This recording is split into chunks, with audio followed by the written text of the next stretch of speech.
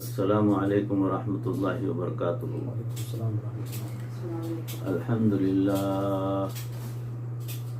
للہ وکفی وسلام علی عباده الذین اصطفى والتقى والعفاف والغنى، اما بعد فقد قال الله تبارک وتعالى في القرآن المجید والفرقان الحمید، فأعوذ بالله من الشيطان الرجيم، بسم الله الرحمن الرحيم، فليلقه اليم بالساحل يأخذه عدو لي وعدو له، صدق الله مولانا العظيم۔ اللهم صل على سيدنا ومولانا محمد وبارك وسلم كما تحب وترضى عدد ما تحب وترضى۔ محترم و مکرم ناظرین، حاضرین، سامعین، عزیزوں، بھائیوں، بزرگوں اور دوستوں، معزز خواتین، ہماری ماں بہنوں، تصوف کے عنوان سے جو بیانات کا سلسلہ چل رہا ہے، اس میں موضوع چل رہا ہے یقین کامل کی اہمیت۔ اسی موضوع کی اگلی کڑی سماعت فرمائیں۔ اللہ تعالیٰ فرماتے ہیں وَأَوْحَيْنَا إِلَىٰ أُمِّ مُوسَىٰ أَنْ أَرْضِعِهِ۔ اللہ تعالیٰ فرماتے ہیں کہ ہم نے وحی نازل کی، ہم نے الہام ڈالا حضرت موسیٰ علیہ السلام کی والدہ کے دل میں کہ اگر آپ کو اس کے بارے میں ڈر لگے کہ فرعون کے سپاہی اس کو پکڑ کر نہ لے جائیں تو فَأَلْقِيهِ فِي الْيَمِّ، تو اس کو دریا میں ڈال دو۔ فَلْيُلْقِهِ الْيَمُّ بِالسَّاحِلِ يَأْخُذْهُ عَدُوٌّ لِّي وَعَدُوٌّ لَّهُ۔ اللہ تعالیٰ فرماتے ہیں کہ اس کو وہ پکڑے گا جو اس کا بھی دشمن ہوگا اور میرا بھی دشمن۔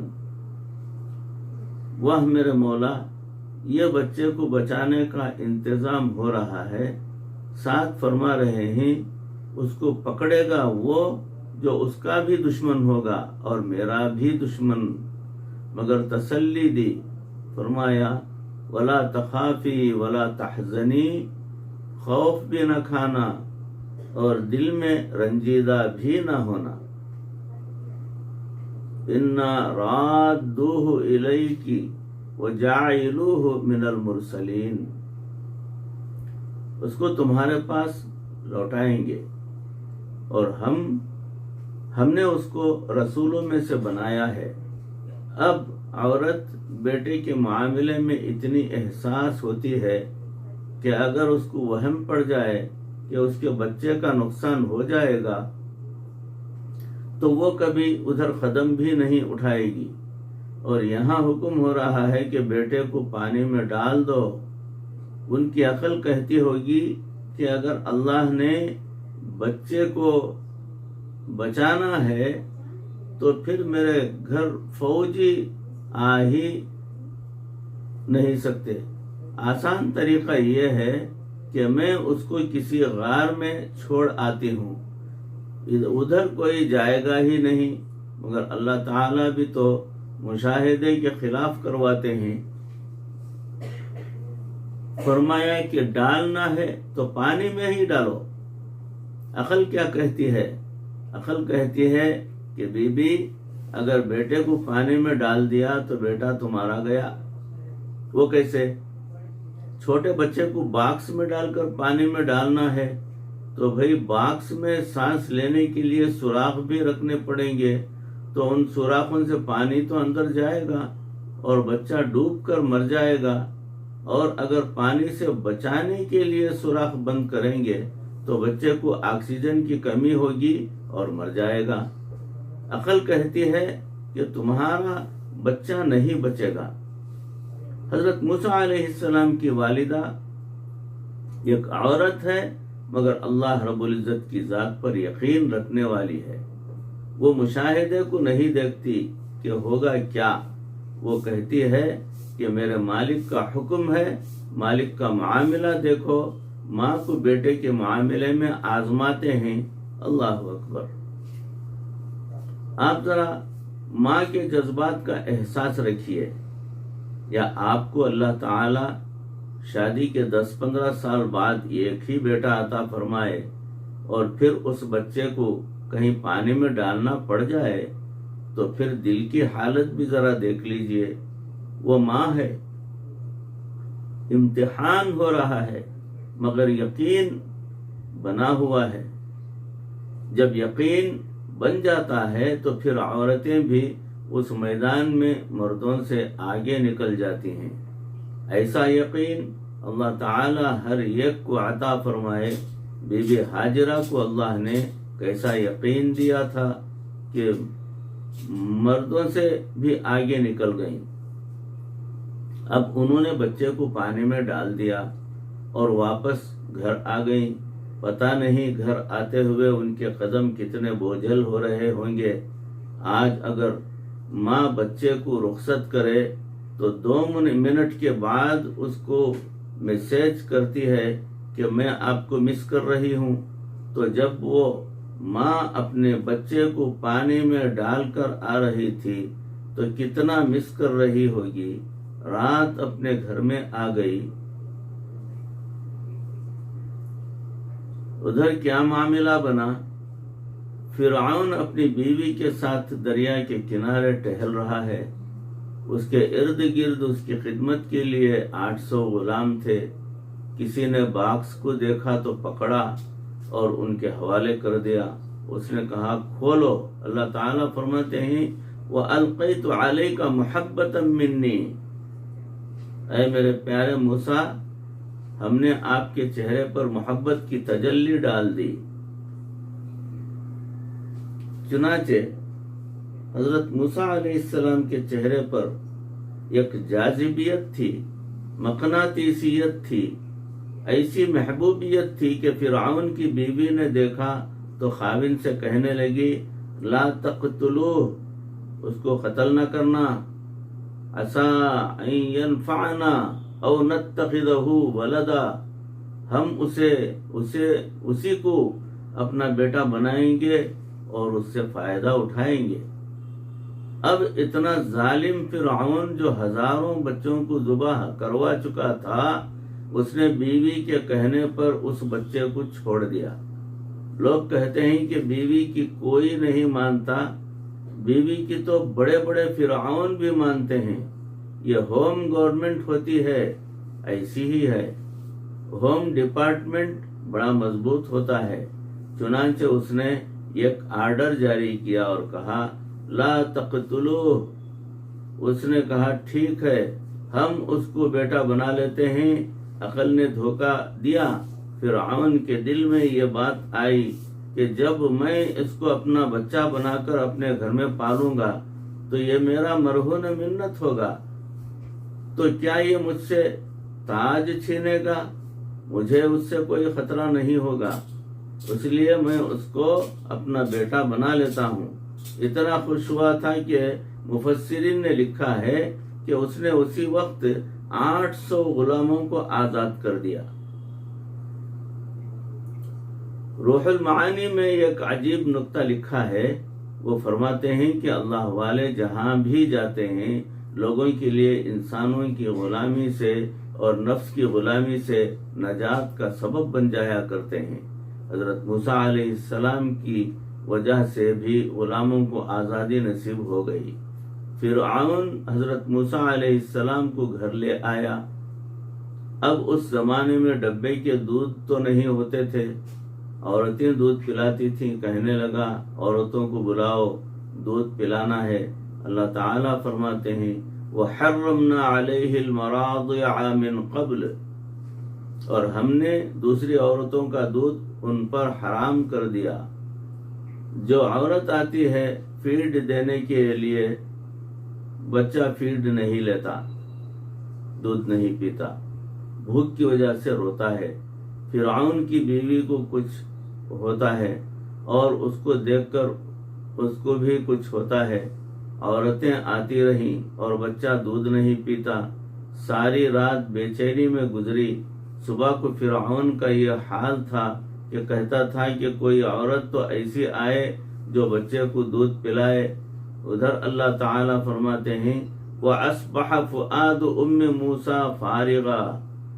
جب حضرت موسیٰ علیہ السلام کی والدہ نے صبح بہت بے قراری کی حالت میں کی، بھوکی تھی، سوچتی رہی کہ پتہ نہیں رات میرے بیٹے کے ساتھ کیا معاملہ ہوا ہوگا. اللہ تعالیٰ فرماتے ہیں ان کادت لتبدی بہ لولا ان ربطنا علی قلبہا. اگر ہم اسی کے دل کو گرہ نہ دیتے تو وہ رو بیٹھتی اور راز کھول بیٹھتی. ہم نے اس کے دل کو گرہ دے کر تسلی دے دی.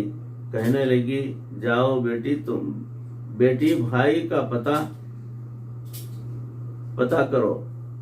تو انہوں نے بیٹی کو روانہ کیا. وہ بھاگتی گئی. اس نے تماشا دیکھا کہ عورتیں دودھ پلانا چاہتی ہیں اور بچہ دودھ نہیں پیتا. تو وہ فرعون سے کہنے لگی هل ادلکم علی اہل بیت یکفلونہ لکم وہم لہ ناصحون. میں تمہیں بتاؤں ایسے گھر والوں کے بارے میں کہ جو اس کی کفالت بھی کرے اور دودھ بھی پلائے اور اس کی خیر خواہ بھی ہو.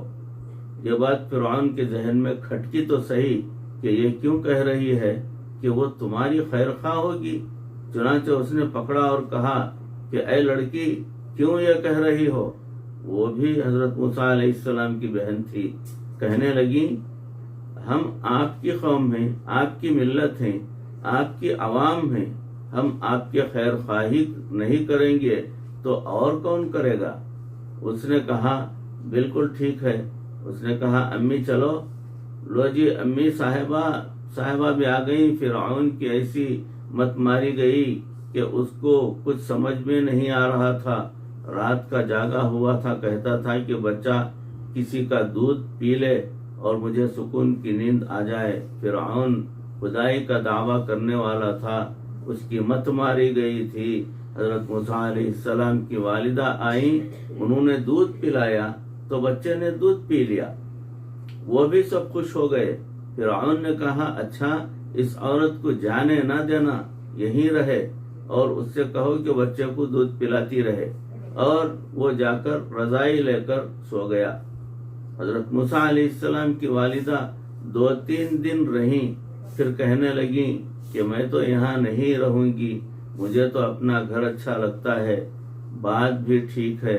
اپنا گھونسلہ اپنا کچا ہو کے پکا.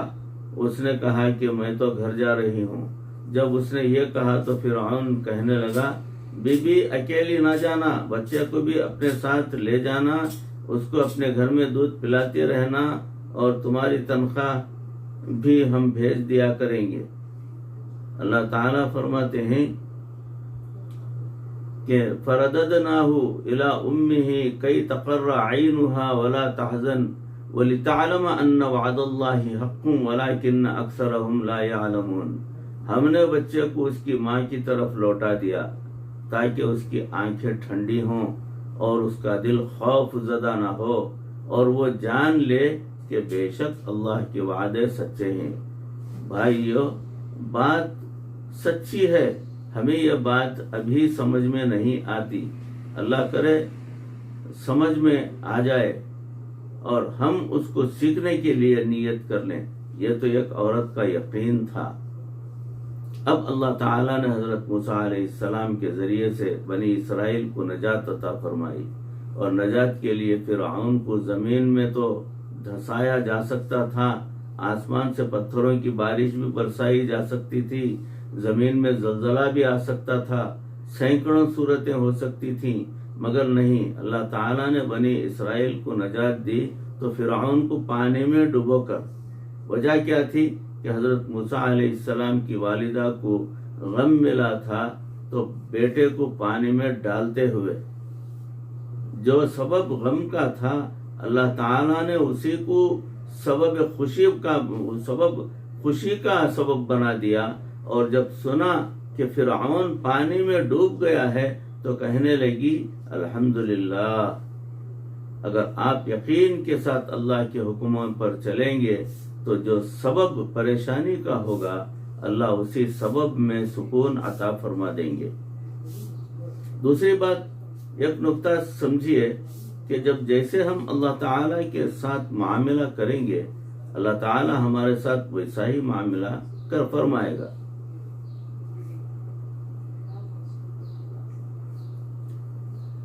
اللہ تعالیٰ ہمارے ساتھ ویسا ہی معاملہ فرمائے گا۔ اس کو کہتے ہیں جیسی کرنی ویسی بھرنی۔ یہ ایک پکی بات ہے، یہ 100% پکا اصول ہے۔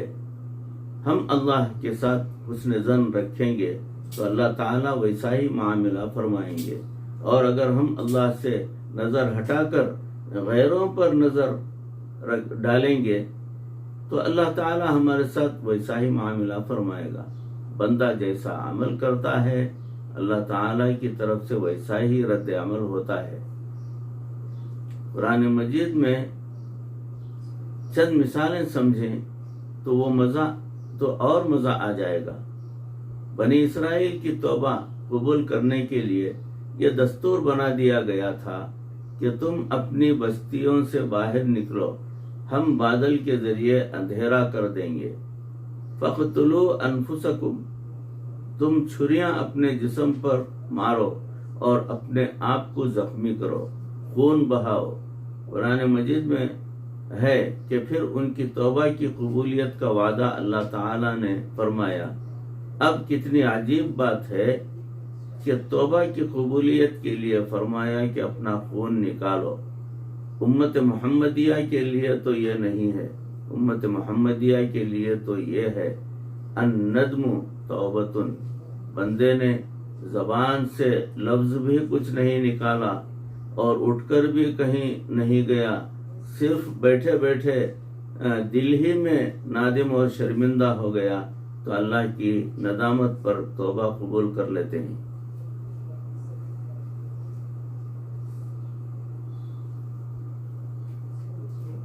تو صرف دل ہی دل میں نادم اور شرمندہ ہو جانا یہی بہت زیادہ ہے، تو اللہ رب العزت اس کی ندامت کو جو ہے قبول کر لیتے ہیں اور اس کی توبہ کو قبول کر لیتے ہیں۔ یہ فرق کیسے؟ علماء نے اس کی وجہ لکھی ہے، وہ فرماتے ہیں اس کی وجہ یہ ہے جیسی کرنی ویسی بھرنی۔ حضرت موسیٰ علیہ السلام نے جب بنی اسرائیل کے سامنے اللہ کے حکم کو پیش کیا تو بنی اسرائیل نے کہا لَن نُؤْمِنَ لَكَ حَتَّى نَرَى اللَّهَ جَهْرَةً، ہم آپ کی بات نہیں مانیں گے جب تک کہ واضح طور پر اللہ تعالیٰ کو دیکھ نہ لیں گے۔ تو انہوں نے ایمان لانے کے لیے شرط لگا دی کہ آنکھوں سے دیکھیں گے تو پھر بات مانیں گے۔ اللہ تعالیٰ نے ان کی توبہ کی قبولیت کی بھی شرط لگا دی، اچھا تو پھر تم بھی خون نکالو گے تو ہم مانیں گے کہ تم واقعی توبہ کرنا چاہتے ہو یا نہیں۔ جب کہ امت محمدیہ صلی اللہ علیہ وسلم کے سامنے جب نبی صلی اللہ علیہ وسلم نے اللہ کے پیغام کو پیش کیا تو انہوں نے بغیر کسی دلیل کے اس بات کو قبول کر لیا۔ اس لیے رب کریم نے فرمایا کہ تم نے میرے پیغام کو بغیر دلیل کے مان لیا، میں بھی دنیا میں تم سے دلیل نہیں مانگوں گا، فقط دل سے نادم ہو جاؤ گے تو میں اس پر توبہ کو قبول کر لوں گا، جیسی کرنی ویسی بھرنی۔ بھائیو، عزیزو، دوستو، بزرگو، موضوع چل رہا ہے، اسی موضوع کی اگلی کڑی انشاءاللہ اگلی نشست میں آپ کے روبرو پیش کرنے کی کوشش کروں گا۔ پروردگار ہمارے دلوں میں بھی وہ پکا یقین پیدا کرنے کی توفیق عطا فرمائے۔ پروردگار ہماری اصلاح فرما۔ اے اللہ ہمارے دلوں کو دین کی طرف پھیر لے۔ اے اللہ ہمیں دین کا علم نصیب فرما اور صحیح سچا عمل ہمیں کرنے کی توفیق عطا فرما۔ اے اللہ مرتے دم تک کسی کا محتاج نہ بنا، ایمان پر اور کلمے والی موت پر ہمارا خاتمہ فرما۔ ربنا تقبل منا إنك أنت السميع العليم وتب علينا إنك أنت التواب الرحيم صل وسلم على حبيبك سيدنا ومولانا محمد وآله وصحابه أجمعين برحمتك يا أرحم الراحمين والحمد لله رب العالمين. السلام علیکم ورحمۃ اللہ وبرکاتہ.